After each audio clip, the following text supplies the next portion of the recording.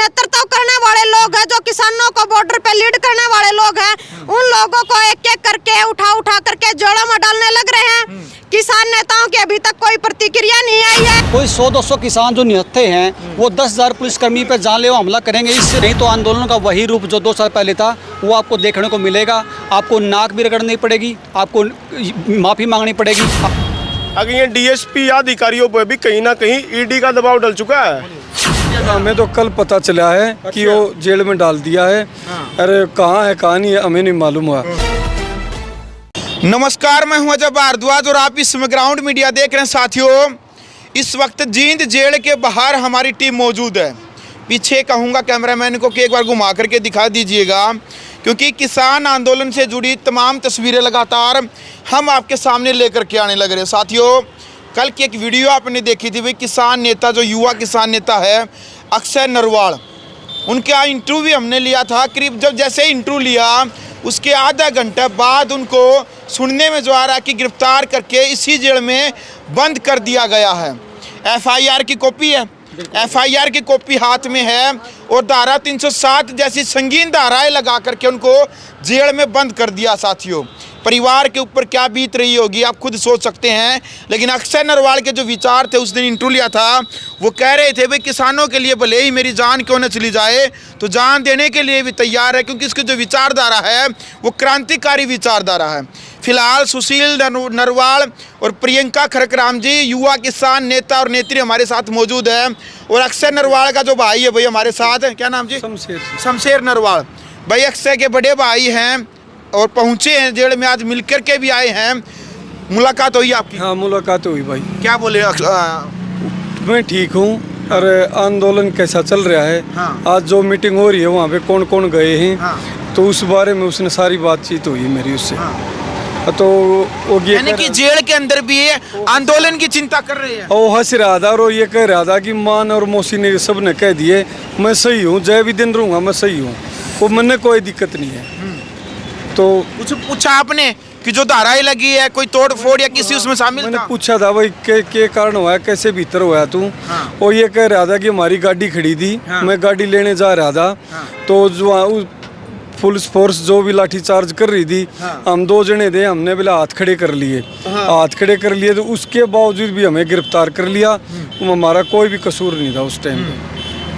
देख सकते हैं जो अक्षय नरवाल के बड़े भाई जेल में अक्षय को मिल करके आए हैं और अक्षय बताने लग रहे हैं कि हम तो केवल अपनी गाड़ी को लेने के लिए वहां पर गए थे और हमने हाथ ऊपर कर लिए थे, बावजूद उसके पुलिस ने गिरफ्तार करके संगीन धाराएं। सुशील एक बार बताएगा। सुशील भाई, सबसे पहले तो ग्राउंड मीडिया में स्वागत है। राम राम आपको। सारे ना राम राम। में बताएं एक बार कौन कौन सी धाराएं लगाई गई है? देखो, धारा तो कोई बड़ी बात नहीं, धारा तो लगती है गहने हैं, ये तो जी। क्रांतिकारियों गहने, धारा कोई बड़ी बात नहीं है। लेकिन फिर भी मैं जो बड़ी बात आपके चैनल के माध्यम से करना चाहूँगा कि अक्षय नरवाल जो उसने सोशल वर्क में मास कम्युनिकेशन किया हुआ है जी। उसने जो पिछला किसान आंदोलन चला था उसमें 13 महीने की ट्रेनिंग ली हुई है जी। जो पलवल बॉर्डर था उसका मुख्य जो आयोजन करता था पलवल बॉर्डर का पूरे संभालने वाला, हाँ। वो साथी था। जी। पूरे उसका जो पूरा जीवन जो उसका रहा है 25 साल की उम्र में से ये मानो कि 10 साल उसने अभी से पहले आंदोलन को दिए हैं। वो ट्रेंड साथी जो मतलब इस देश का को किस तरह से भविष्य बनाना है, उस साथी पे जो आरोप लगाए हैं, उस साथी पर कितने घिनौने आरोप लगाए हैं कि वो खालिस्तान का झंडा फहरा रहा था।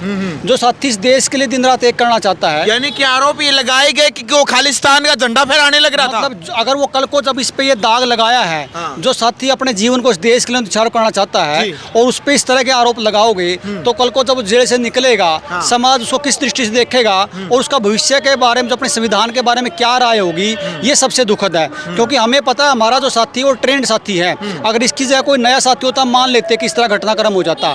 इसमें जो धारा लगाई गई है कि पुलिस पे जानलेवा हमला, वहाँ पुलिस के 10,000 सिपाही हैं मौके पे आज भी, और जो मौके पे किसान की संख्या थी वो 100 से 200 थी।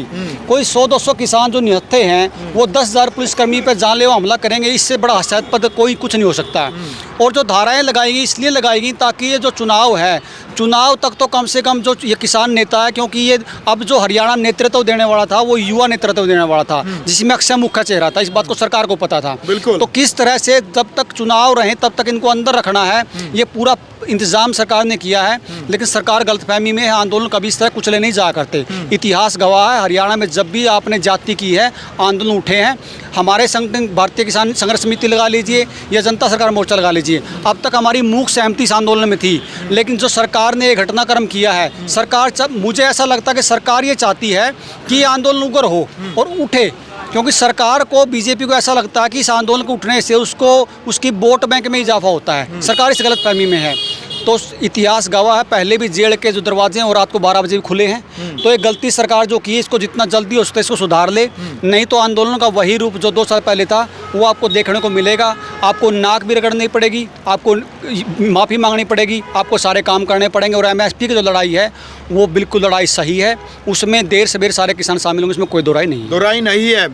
प्रियंका, क्या कहना चाहेंगे बहन जी किसान नेताओं से इस मुद्दे को लेकर के, क्योंकि युवा किसान नेता अक्षय नरवाल जेल के अंदर हैं, उसके साथ में 2 बाकी और किसान भी हैं, वो भी उसके परिवार वाले भी आज मिलने के लिए यहाँ पहुँचे हैं। किसी किसान नेता से इस बारे में कोई बातचीत हुई है, बड़े किसान नेता से? देखिए, नेताओं से भी बातचीत हुई है, और जो आज नेता बातचीत करने के लिए गए केंद्रीय मंत्रियों के साथ, आज मीटिंग भी है। और ये FIR की कॉपी हमारे हाथ में है, और इसमें हम दिखा दें कि 307 जैसी धाराएं लगी हैं। देख सकते हैं धारा 307 और 427, 332, 353, 147, 148, 149, 186, 188, 506, 307, 327 देख सकते हैं। 10 धाराओं के तहत ये मुकदमा दर्ज किया गया है। सरकारी संपत्ति को नुकसान पहुंचाने का धारा 144 को तोड़ने का, और अटेम्प्ट टू मर्डर की धारा 307 यहाँ तक की। तो आप यूँ लगा लीजिए, जो सरकार के साथ, केंद्रीय मंत्रियों के साथ जो बातचीत में जो नेतृत्व करने वाले लोग शामिल थे, उनके साथ ये हालात है। इतने गंभीर मुकदमे लगा करके और देर रात ही टेम्परेरी कोर्ट खुलवा करके देर रात ही जेल के अंदर डाल दिया गया। 2 दिन से यहाँ रात को ही जेल में डाल दिया गया इनके थाने में। सुबह 4 बजे रात को टेम्परेरी कोर्ट खुलवा करके सुबह 4 बजे जींद जेल के अंदर शिफ्ट कर दिए गए हमारे 3 साथी। तो आप यूँ लगा लीजिए, जो नेतृत्व करने वाले लोग हैं, जो किसानों को बॉर्डर पे लीड करने वाले लोग हैं, उन लोगों को एक एक करके उठा करके जेलों में डालने लग रहे हैं।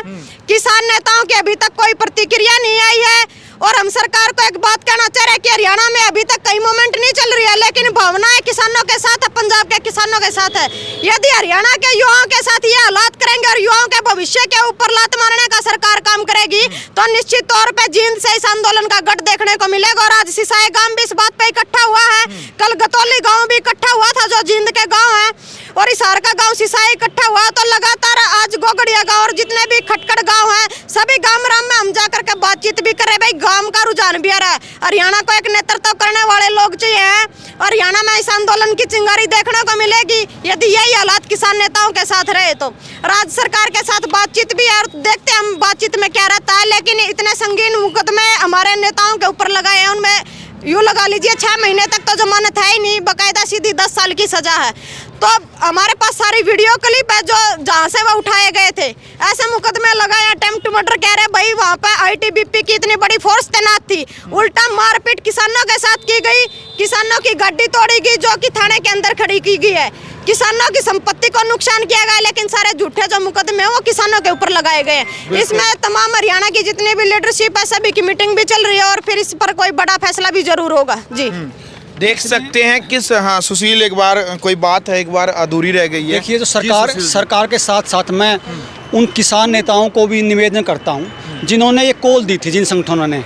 अब भाई, मतलब वो शक्कर तो खिंडे आ गए हरियाणा में, इसने कौन चुकेगा? मतलब आज हर आदमी इस आंदोलन से जुड़ना चाहता है, लेकिन जिसने कॉल दी थी वो जाके पंजाब में छुप के बैठ गए 1 हफ्ते से। देखो, कह रहे हैं आप छुप करके बैठ गए हैं, आप कह रहे हैं कि किसान नेता हरियाणा के पंजाब जाकर के छुप गए। आप या तो खुल करके बताइए। देखो, क्या है, ये समय लड़ने का नहीं है, लेकिन सबको पता कि कॉल किसकी थी। आपको, आपकी तरफ से किसान आंदोलन को समर्थन है? मूक समर्थन हमारा आज से पहले था, विचार से समर्थन था, लेकिन हमें कम से कम ये तो बताए कि कोई करना क्या है। हमें कोई, देखो, MSP की जो लड़ाई जायज लड़ाई है, और हम उसके साथ विचार से बिल्कुल हैं।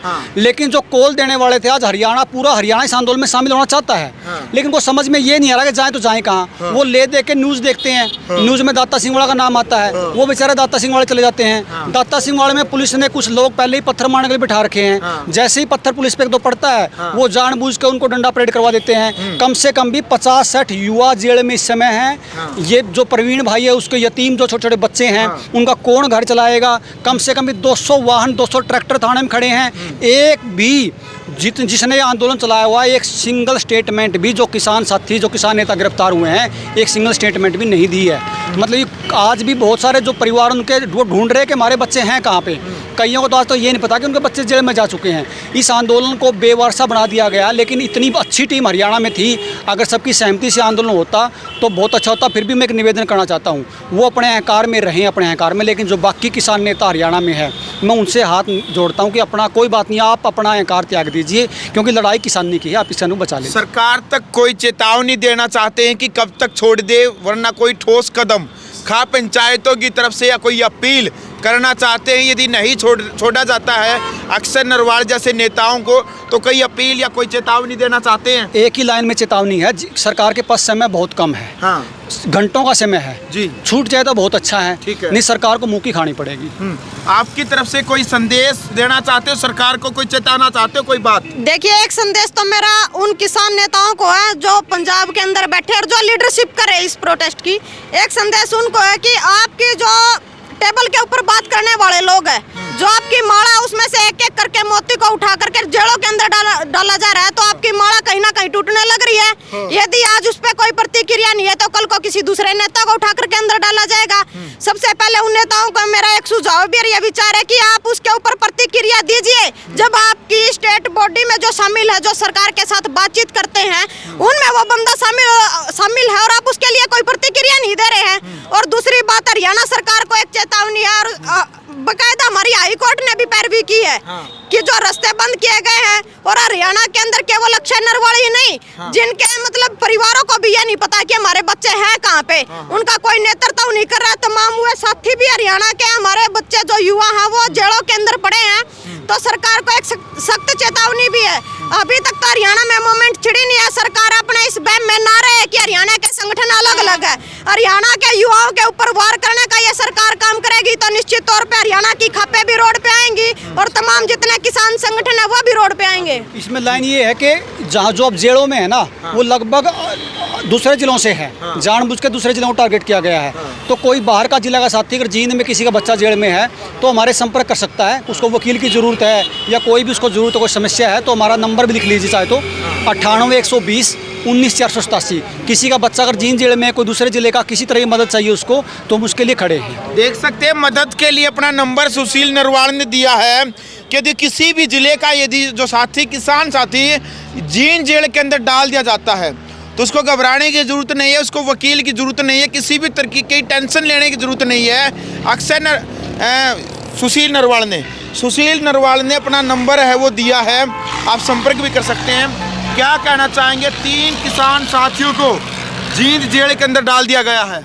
देखिए मेरे भाई, लोकतांत्रिक देश में जी जिस प्रकार से उन्होंने अमानवीय व्यवहार किया है, ये देश है लोकतांत्रिक प्रणाली, यहाँ पर संविधान का चलेगा। और हमने वहाँ कल पहुँचे तो क्या लगा, अगर ये DSP अधिकारियों पर भी कहीं ना कहीं ED का दबाव डल चुका है। मतलब कहीं ना कहीं उनके ऊपर ये दबाव आ चुका है। अगर मैं जो 15-20 साल तक हमने करोड़ों रुपया गमन कराया है, या तो इस आंदोलन में तो हमारे कुछ भी मूवमेंट हल्की फुल्की भी हुए है और तारी मड़ी भी गलती पाई गई, तो तारों पर पूरी कार्रवाई कर दी जाएगी। आपने ED का प्रभाव देखा था राजनीतिक पार्टियां पे, MLA पे, लेकिन हमने पहली बार ऐसा लगा भाई, ये प्रभाव ही ने ड्यूटी मजिस्ट्रेट जो भी हुए हैं, जो अधिकारी हुए हैं, जो IS लॉबी के ऊपर पहली बार दिखाई दे रहा है। किसान नेताओं को लेकर के कोई बातचीत परिवार के साथ कोई करने लग रहा है? हमारी बात है ना भैया, हमारे पास तो कल फोन आया किसी साथी का जी कि तुम्हारा भाई अरेस्ट कर लिया। कल पता चला आपको जेल में डाल दिया गया? हमें तो कल पता चला है कि वो जेल में डाल दिया है। अरे कहाँ है कहाँ नहीं है हमें नहीं मालूम हुआ। सुशील भाई से संपर्क कराया, प्रियंका से कराया, इन्होंने बताया कि वो जींद जेल में डाल रखा है। और हमने तो अपना भाई भैया इस किसान समाज को दान कर दिया है। जैसा किसान समाज को अच्छा लगा ऐसा कर लेगा। वो जेल में रहे, घर पे रहे, वो तो अब किसानों की मर्जी है। शासन प्रशासन से कोई अपील? भाई शासन प्रशासन से यही अपील है, जब हमारा भाई हाथ खड़े कर रहा था, और ये अपनी गाड़ी लेने के लिए आ रहे थे, तो इनको बगैर अपराधी के भी अपराध दर्ज कर दिया। तो हम तो यही कहेंगे भाई हमारा भाई निर्दोष है तो उसको छोड़ दे। बिल्कुल। चलो भाई, फिलहाल वीडियो आपने देख लिया भाई, कमेंट बॉक्स में आप अपनी राय रखें। ग्राउंड मीडिया के लिए अपने कैमरामैन सुगी इंतजार के साथ मैं जब भारद्वाज। राष्ट्र निर्माण की जानकारी के लिए ग्राउंड मीडिया चैनल को सब्सक्राइब करें और शेयर करें।